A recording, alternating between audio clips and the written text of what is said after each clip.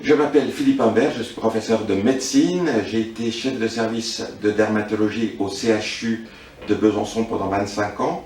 Je suis le fondateur et le directeur du Centre d'études et de recherche sur le tégument et l'auteur de Measuring the Skin, un livre dédié aux mesures sur la peau. La peau des enfants entre 7 et 12 ans est une peau qui n'a pas subi ni les effets de l'âge, ni les effets de l'environnement. Ces enfants donc n'ont pas de vieillissement chronologique, ne subissent pas de vieillissement hormonal et leur peau n'a pas encore subi totalement les effets des rayons du soleil, de la pollution, du tabagisme. C'est donc une peau qui reste saine et qui cependant est en danger dans le sens où, nous le verrons, elle n'a pas de protection optimale en l'absence d'un film hydrolipidique de surface.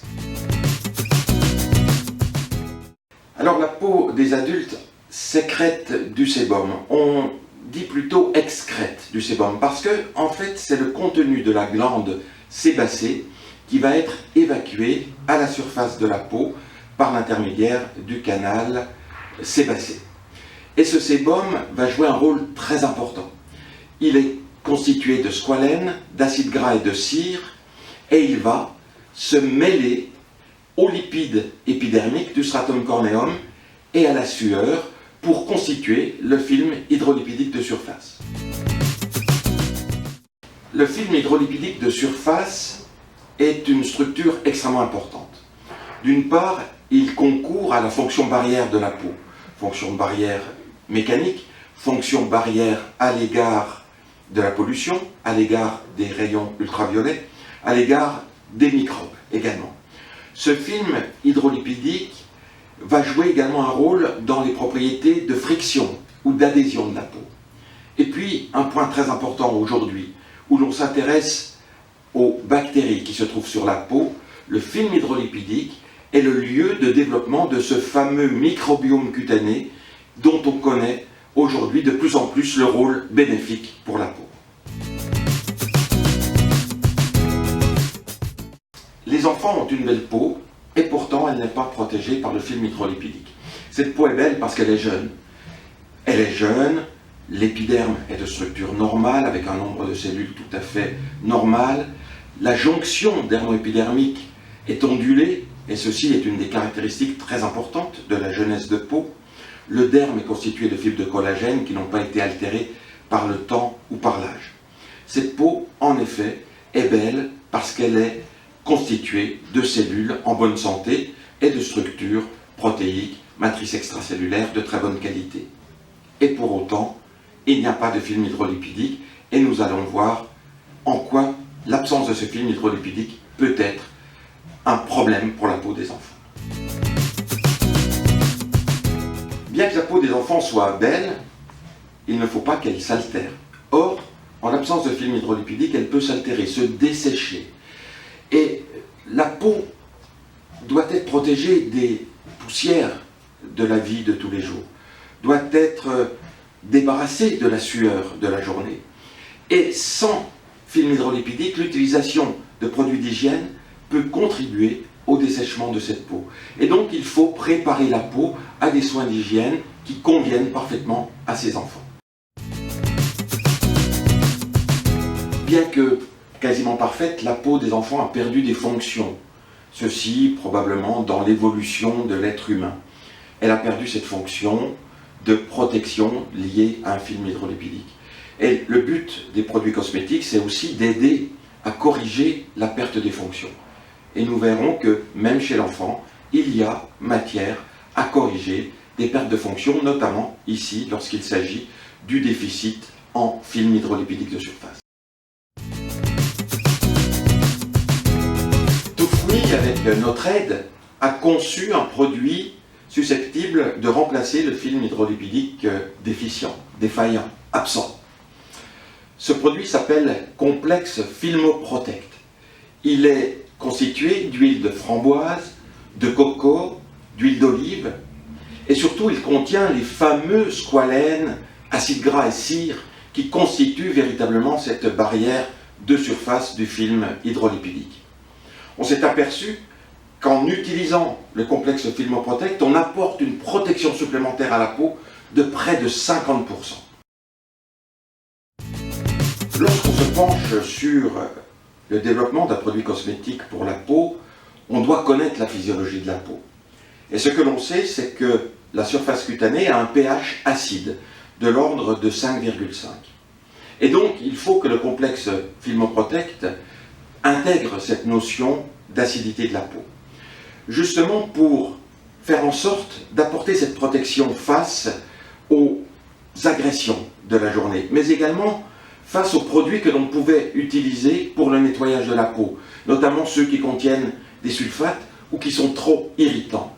Et donc ce pouvoir tampon de la peau va être encore plus mis en œuvre grâce au complexe Filmoprotect, de façon à ne pas dessécher une peau qui est sensible. Un enfant, comme chaque être humain, a besoin de nettoyer sa peau, ne serait-ce que pour enlever la poussière, la pollution, la sueur. Et donc, il faut utiliser des produits adaptés pour des peaux qui sont sensibles. Elles sont sensibles par défaillance, notamment du film hydrolipidique. Eh bien, Tout Fruit a développé des produits nettoyants, comme Douce Mousse, comme Brume Fraîche. Et puis, le nettoyage doux ayant été fait, il faut protéger la peau. Protéger la peau, l'hydrater avec des produits comme Socool ou comme crème tendre. Ce sont des produits qui sont adaptés, 100% végétaux, bio, et donc sans produits controversés aujourd'hui.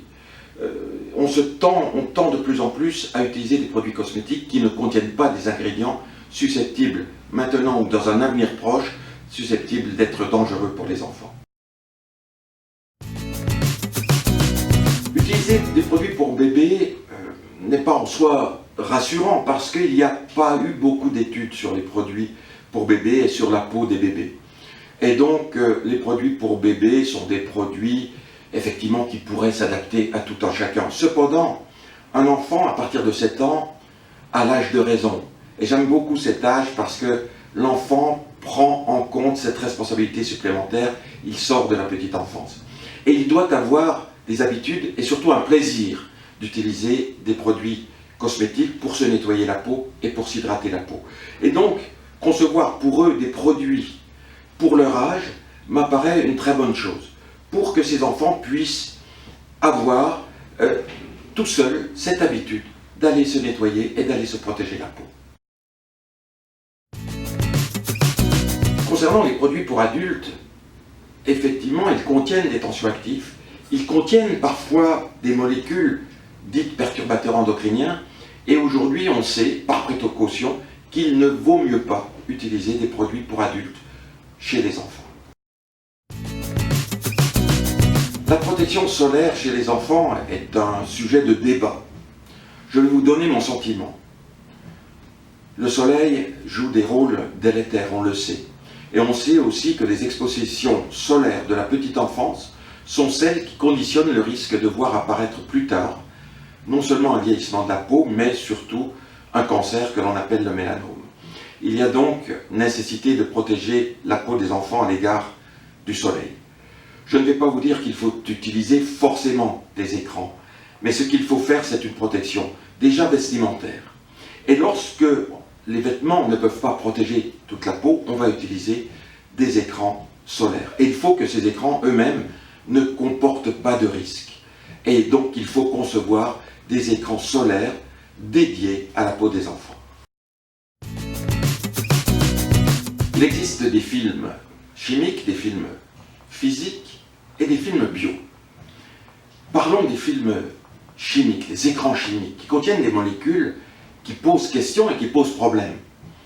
Parce que l'on sait désormais que ces filtres contiennent des molécules qui ont des effets œstrogènes-like. Et donc, ils sont parfois envisagés comme pouvant contribuer en tant que perturbateurs endocriniens au développement de certaines maladies. Et puis également, il faut savoir que ces films, ces écrans appliqués sur la peau vont se retrouver dans l'environnement, dans les rivières, dans les lacs, dans la mer. Et que leurs effets œstrogènes, laïque va contribuer à une sorte de féminisation des êtres vivants de la mer et notamment des poissons. Et donc il faut privilégier en effet des filtres qui n'ont pas ces molécules dont les effets sont en effet à risque pour la personne et pour l'environnement, et donc bien entendu privilégier des films bio. Nous avons en effet réalisé à la demande de Tout Fruit une étude scientifique très intéressante qui nous a permis, même au sein de mon laboratoire, de découvrir des connaissances nouvelles sur la physiologie de la peau des enfants. Cette étude a été faite selon les règles des études scientifiques et vous comprenez que mesurer des paramètres sur la peau des enfants a nécessité des autorisations particulières.